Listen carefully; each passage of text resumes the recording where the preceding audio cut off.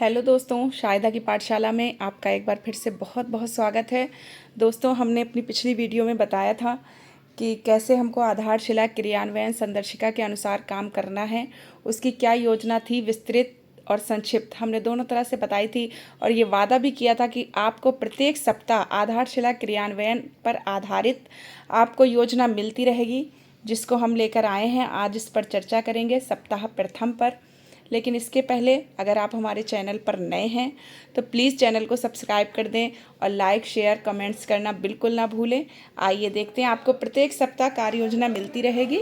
ये सप्ताह प्रथम में क्या क्या है, इस पर हम चर्चा करते हैं कि सबसे पहले हमको प्रथम दिन और प्रथम कालांश में क्या क्या करना है। जैसा कि पता था आपको कि भाषा के 3 कालांश होंगे, तो प्रथम कालांश में हमको जो करना है, बच्चों को एक दूसरे के नामों से परिचित करवाना है।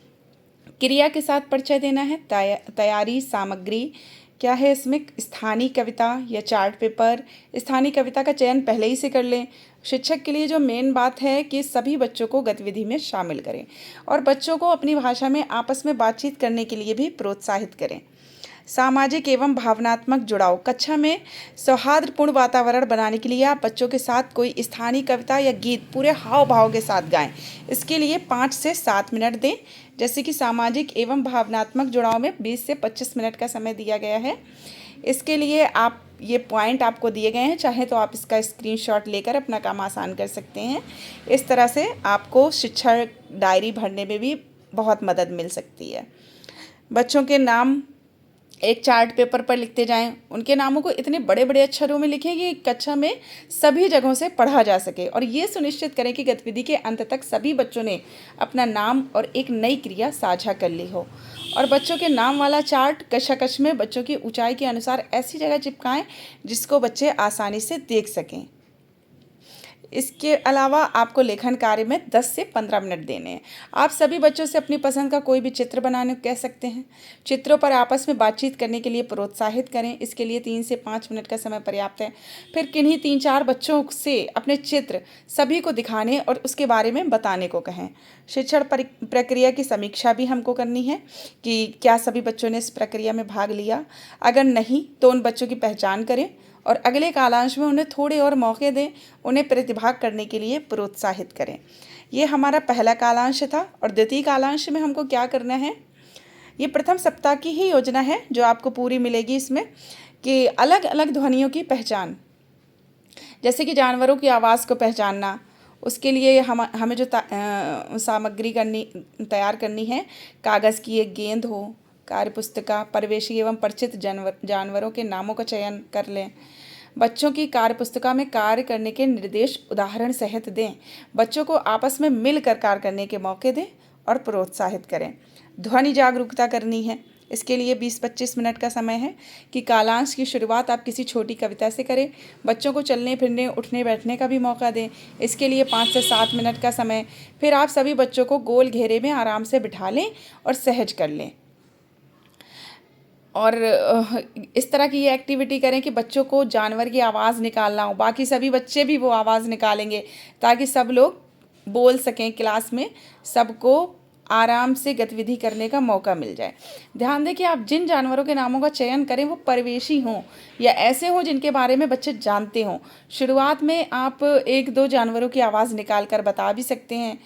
ऐसा करें कि सारे बच्चे आपके साथ सहज हो जाएं और सामान्य बातचीत करें, जैसे जानवर को कहाँ देखा है, क्या खाता है, किस रंग का होता है, इस तरह से।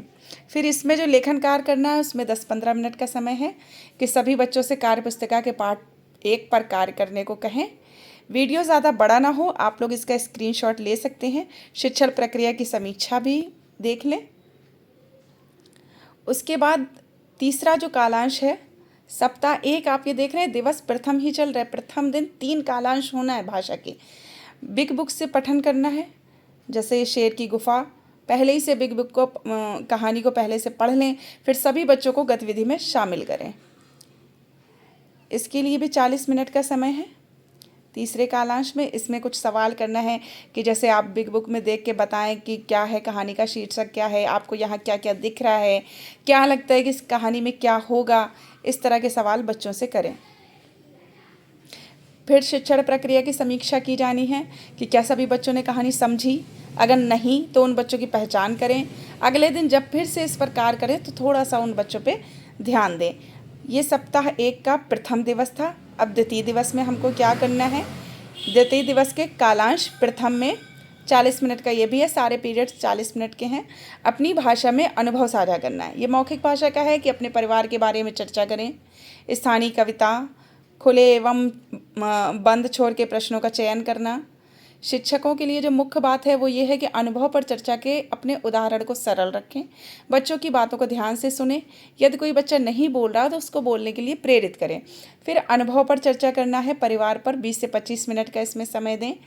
जैसे बच्चों से उनके परिवार से जुड़े अनुभव उनको बड़ा अच्छा लगता है सुनाने में, अपने परिवार के बारे में बताने में कि घर में कौन कौन है, कितनी उम्र है, घर के सदस्यों की क्या पसंद नापसंद है।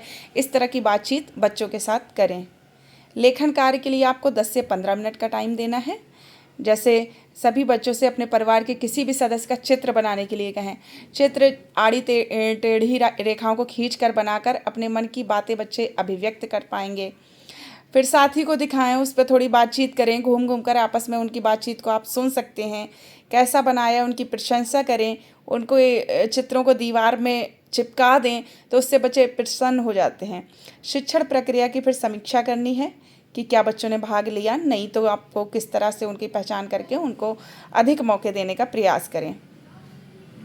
सप्ताह 1 का द्वितीय दिवस चल रहा है। अब द्वितीय कालांश आया है। इसमें डिकोडिंग है। 40 मिनट का टाइम है। पक्षियों की आवाज़ को पहचानना। इसके लिए सामग्री के लिए आपको कागज़ की एक गेंद, कार्य पुस्तिका और कुछ पक्षियों के नामों को चयन कर लें। शिक्षक के लिए कुछ बातें हैं वो आप ध्यान से देख लें। ध्वनि जागरूकता, इसमें 20 से 25 मिनट का टाइम है कि कालांश की शुरुआत आप किसी छोटी कविता से करें। वीडियो ज़्यादा लंबा ना हो, आप जल्दी से देख लें। लेखन कार्य में फिर आपको ये करना है कि बच्चों को कार्य पुस्तिका पर कार्य करने से संबंधित निर्देश दें। ज़्यादा भी निर्देश देने पड़ सकते हैं, बच्चे हैं, घूम घूम कर आपको देखना पड़ेगा।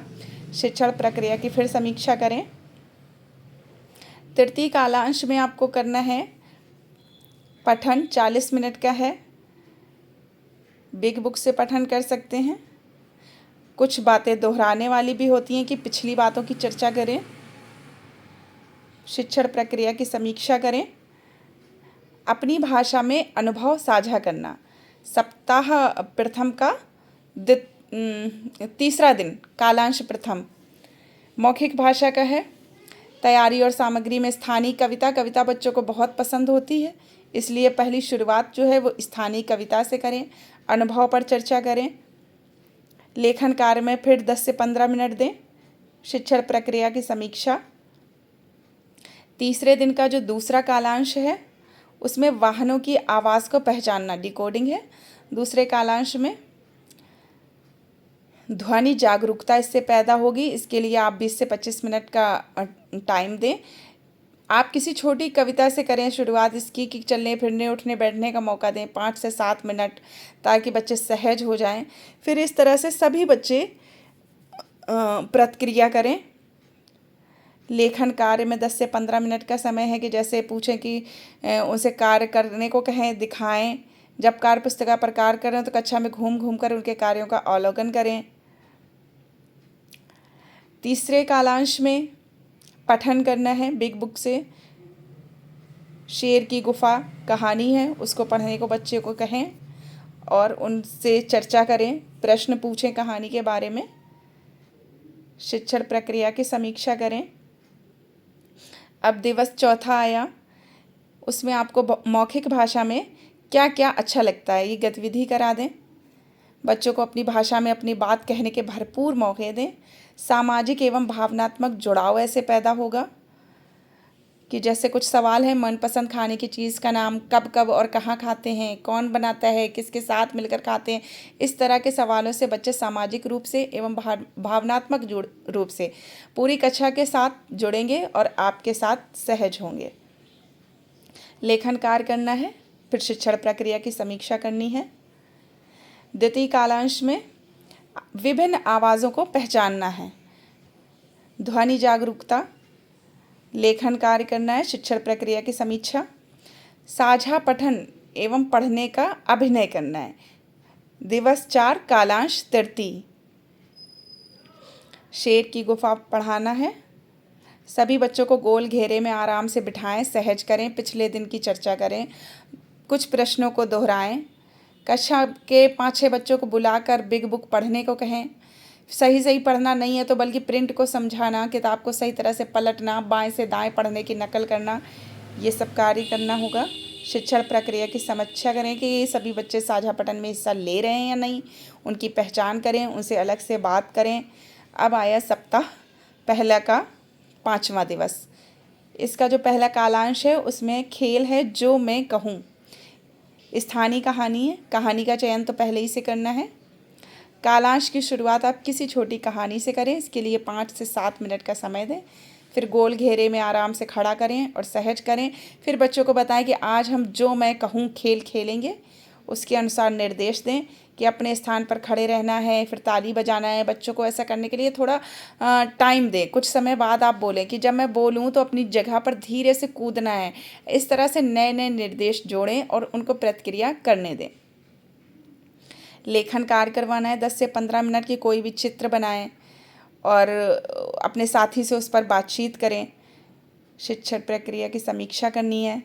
फिर 5वें दिवस में दूसरे कालांश में खेल है चली चली। इसकी तैयारी और सामग्री कर लें कि कागज़ की एक गेंद, स्थानीय कहानीकार पुस्तिका, कहानी का चयन पहले ही से कर लें जैसे पहले बताया है।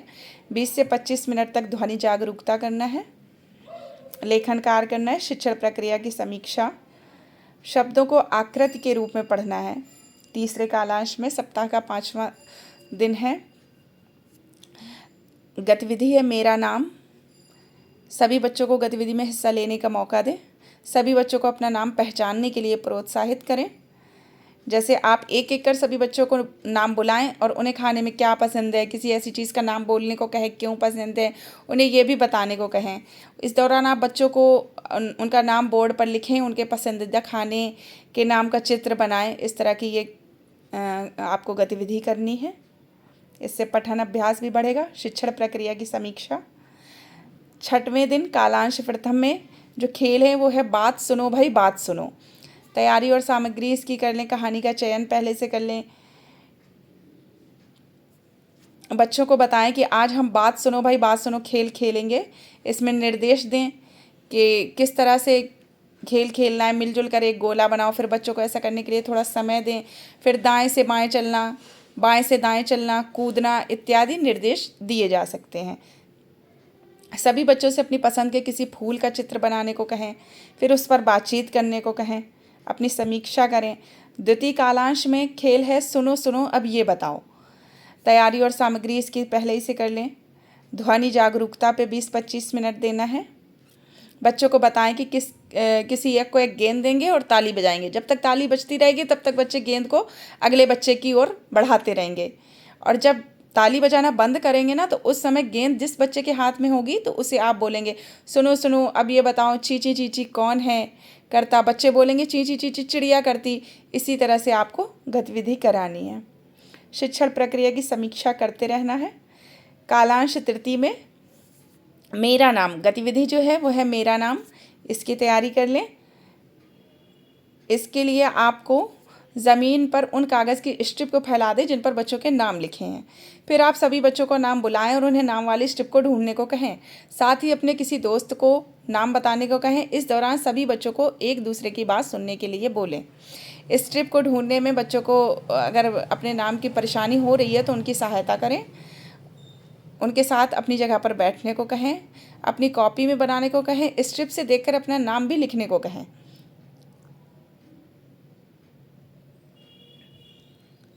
इस तरह से ये प्रथम सप्ताह की पूरी योजना थी। आप ज़रूर कमेंट्स बॉक्स में जाकर बताएं कि कैसी लगी आपको प्रथम सप्ताह की ये योजना। आपको द्वितीय सप्ताह की योजना भी जल्द ही मिलेगी। मेरे चैनल को लाइक, शेयर और सब्सक्राइब करना ना भूलें। शाहिदा की पाठशाला। Thank you.